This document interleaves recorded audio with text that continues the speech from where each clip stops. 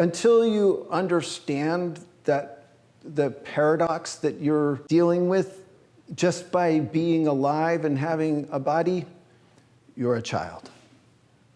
It's just that simple. You don't actually become a woman or a man or an adult, like a individual person, until you understand that paradox, that everything, that you're just, contradiction defines everything. The reason why it's all paradoxical is because the subject is this whole idea of spirituality versus materiality. And that there's this built-in paradox to inquiring about spirituality. Okay? It's an immediate contradiction, that spirituality contradicts everything about this material life. Everything ordinary, it tips it upside down. Okay? And so what can you do? You have to accept that. For instance, spirituality is saying that who you are, you're really who you are, self, is eternal. Never was born, never dies. What? So, how? No, David was born. This body, this personality, who I am, is born, is living, and will die. But yoga says, no, that's not you. You're somebody else. So this immediate paradox. But then also yoga, even before that, it says that what this self is that's hidden, it's hidden in everything, and you can't speak about it. The moment there's any language attached to it, you've lost it. You can't, it's indescribable. So what shall you do? But your job is not to go, okay, well, forget it. All right, you can't describe it. It's hidden. All right, forget it. It doesn't exist, or then why shall I bother with that? There's no name for it, and yet there's a million names trying to get at it, describing one aspect of it. 1,000 names of Shiva, names of Kali, names of Durga, names of Saraswati, sort of endless names of gods and goddesses, and yet you can't name it. Paradox everywhere. There's paradox in this cosmic justice. The law of spirituality says that for every cause there's an effect, and that effect has to come.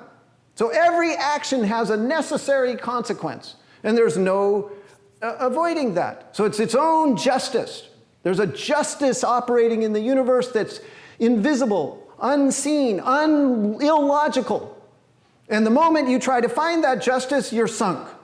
And you can see so many injustice, so much corruption, so much evil, so much evidence of chaos and horribleness, pollution, right?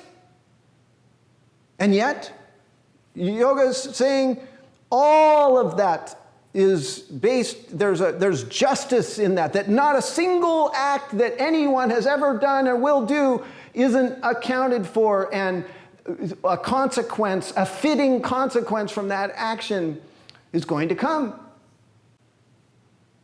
Even though you can't understand it, you can't administer it, you can't say what it is, this doesn't work as a rational thing like your mind wants. It doesn't go 2 + 2 = 4. So that person did a bad thing and now they're going to get a bad thing to happen. Or that person did a good thing and now they're going to have a good thing. It doesn't work like that. Paradox. It filters from this grand idea of paradox right down to exactly what you're doing in your posture. Okay, so here's a paradox of the posture. You're trying to work to master that triangle pose, right?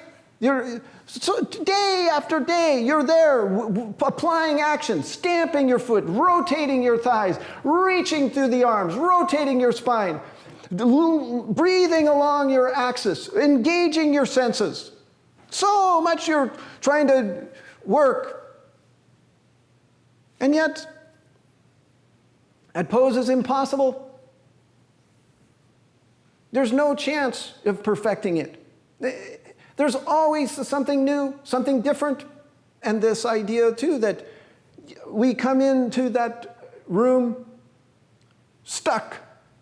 We have all our habits, the way we hold our bodies in our postures, the way we move, the way we think, the way we react, what gets us angry, what we get attracted to. All these things are like driving with momentum through us. And here we come in yoga trying to like check that momentum, trying to like transform and stop these deep patterns. And partly, we can't do it. So we have to accept ourselves exactly like we are. We have to accept our posture exactly like it is. And yet, not in a resigned way. Not a way that's like, well, that's just me, so I can't do that. Whatever. No, you're still applying yourself. You're still like working for transformation, for understanding, for redirecting an old, unuseful pattern. And yet, accepting. Look at the world. It's so full of extremes, right? Black and white. This versus that. Has to be this or not that. And with yoga, though any duality has to be seen from another context. So you can't be, to be a yogi, see, it's paradox.